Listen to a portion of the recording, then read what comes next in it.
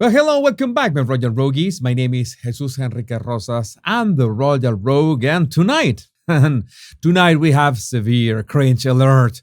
And no, we are not talking about Harry and Meghan's forced public displays of affection. No, this is much worse. The latest scoop from the Sausages, California mansion is hotter than a sunburn on a Santa Monica beach. Brace yourselves for this groundbreaking news.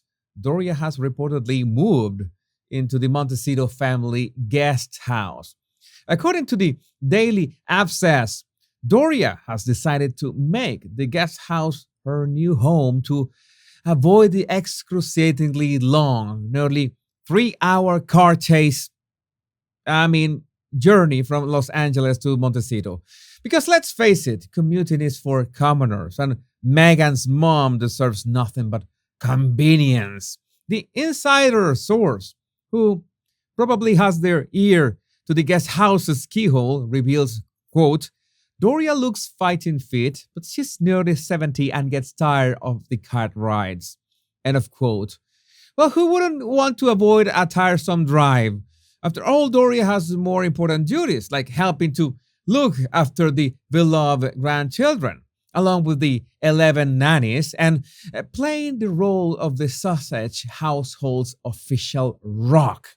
And no, I am not talking about those kind of rocks.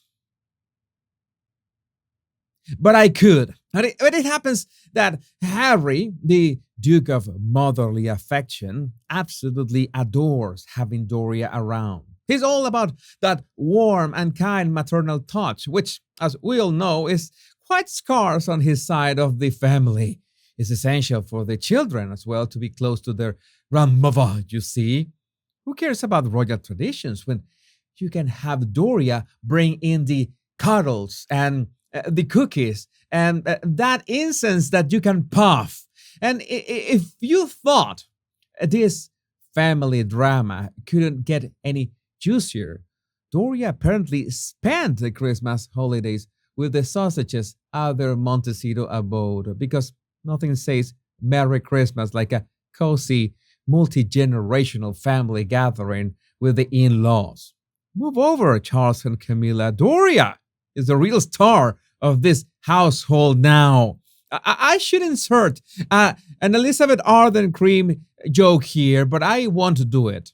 I'm a man of taste. I have boundaries, but because in the end, it's clear that Harry's craving for motherly affection knows no bounds. With Doria in the guest house, he's living the dream, living the dream.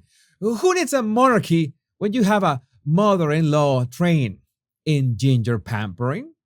And speaking of Doria, she reminds me back in 2018 when Meghan's pot farming nephew decided to take horticultural inspiration from his famous aunt and uncle. Because why not? After all, nothing screams sophistication and class like a cannabis strain named after a duchess. Markle Sparkle, a name that could have only been conceived in a cloud of smoke, was a sensation with the connoisseurs of these delicacies. Forget the crown jewels. This is a true gem of the Markle dynasty. One can only imagine the conversations at high society events when someone asks, "What are you smoking tonight?" And the response will be, of course, "Markle Sparkle, darling." And this variation must surely possess magical qualities that rival Harry and Meghan's enchanting love story. Perhaps it's infused with the essence of royal lavender or the scent of freshly printed royal wedding invitations. Or maybe, just maybe, it's the secret behind Meghan's radiant glow. A little puff of Marcus Sparkle before every public appearance. But the smoke can also come from a hot-headed moment because, according to royal commentator Angela Levin, Meghan, the Duchess of Sausages, is absolutely furious because the audacious publishers have asked to see not one, not two, but 3 chapters of her forthcoming tell-all book before they shower her with riches. Can you even imagine the audacity of those common publishing peasants wanting to ensure they're not investing in a literary flop? Levin, who can be considered one of Meghan's classic arch nemesis, couldn't resist taking a swipe at the Duchess. She quipped that Meghan, quote, wouldn't understand that most people writing a book are asked that first, end of quote. And how quaint. Apparently, in Meghan's world, everyone should bow down and hand over blank checks for her creative genius. But don't fret, since Levin believes that Meghan will ultimately get her way because, well, Meghan always wins, of course. Who cares about the rules and standards that apply to the rest of us mere mortals? Meghan is on a whole different level. And let's not forget Meghan's prior experience in the literary world. She graced us with her profound insights in *The Stench*, a groundbreaking children's book that shed light on the mysterious relationship between fathers and sons. It was, naturally, inspired by Harry's groundbreaking fatherly skills with their son, Archie Mountbatten Windsor. But, by the way, the book Harry actually wanted from Meghan was a coloring book with images of his beautiful wife. My sources confirm that some intern at Archwell got that one sorted out.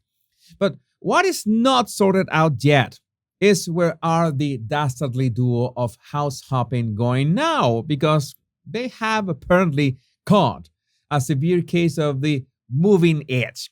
Their 11 million mansion in Montecito, a mere pebbles throw from their neighbors' equally lavish abodes, is reportedly on the market.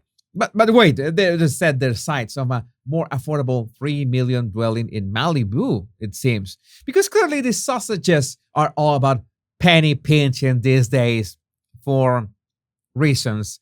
It's been quite the saga for the former royals. First, they toyed with the idea of buying a plot of land last year to construct a 10,000 square foot palace. But why build when you can just keep buying more homes, right? Like royal monopoly. After all, it's not like they have anything better to do. In their quest to relocate with their two young children, the couple has apparently become the stuff of legend in Montecito. Locals claim they are never seen at their 9-bedroom mansion, which wasn't even worthy enough to be the backdrop for their tell-all Netflix series. So we are still wondering why did they buy it in the first place. And one resident, Barry Mayer, a PR and communication expert with a flair for the dramatic himself, expressed his exasperation with the sausages traveling soap opera. Apparently, the allure of the handsome prince falls for common fairy tale is starting to wear thin for, well, everyone. But fear not, those who adore them, wherever they are, have an unlimited tolerance as if they are characters in a never-ending reality TV show. Then came the twist in the plot. Prince Harry reportedly developed a sudden yearning for New York City, much to the dismay of their Malibu ambitions. Who can blame him, really? The fast pace, the culture, the social scene is all too tempting. And besides, it's so much easier to visit family in London from New York. Only an 8-hour flight versus a grueling 11-hour one from Malibu, private jets and all. Logic, of course, plays no part in this saga. Meghan, ever the career-driven mogul, wants to remain close to Los Angeles for work opportunities, as she gallantly travels there multiple times a week to build meaningful relationships. Because making a phone call or sending an email is just too pedestrian for the Duchess of Sausages. But, my royal rogues, I would love to know what do you think about this in the comments. My name is Jesus Enrique Rosas. I'm the Royal Rogue. And until we meet in another video or another live, remember the two most important words: much love and bliss.